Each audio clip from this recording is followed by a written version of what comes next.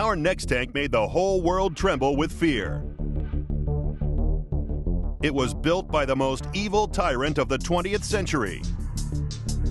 In the years before World War II, this infamous dictator drew up plans for a new kind of warfare. The tank was at the very heart of his strategy. Hitler was very involved in the design and the creation of the Panzer armor forces. He was the sort of person who believed that tanks were going to make a difference in the next war, and he was willing to pay millions of marks in order to create the very best armor force possible. Never before had any military commander placed the tank at the head of his armies. He was staking the future of his fascist empire upon the strength of these newly forged war machines.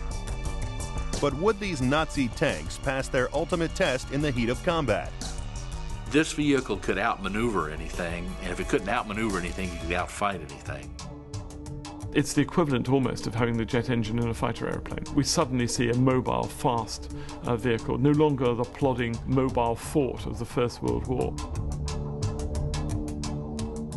The German Mk IV Panzer, first produced in 1937. Top speed 24.8 miles per hour. Range 130 miles. Maybach V12 gasoline engine gives a power-to-weight ratio of 10.6 horsepower per ton. Armor thickness 50 mm maximum. Primary armament 75 mm gun. On September 1st, 1939, Hitler's new tank strategy was put to the test. On this day, the world had its first taste of Nazi blitzkrieg. When it was first introduced, there was almost nothing on the battlefield that could stop it. The German panzer divisions crushed all before them. Moving at unprecedented speed across the plains of Central Europe, the Mk IV Panzer changed land warfare forever.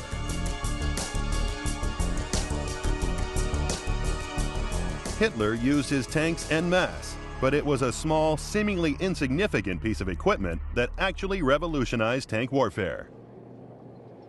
The big difference between a German tank and an Allied tank in 1940 is that the Allied tank has not got a two-way voice radio in it, and the German tank does.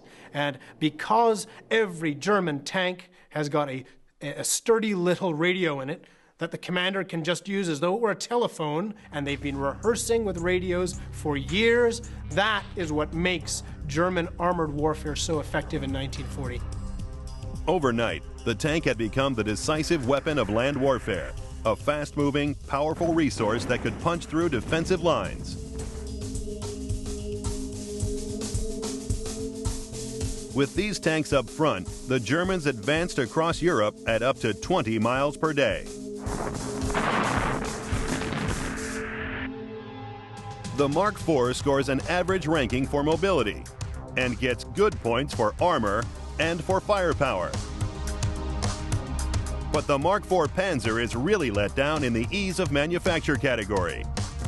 The Mk IV is a complex, heavily engineered machine, and like all German tanks, it was not easy to mass produce. Fear factor is very high.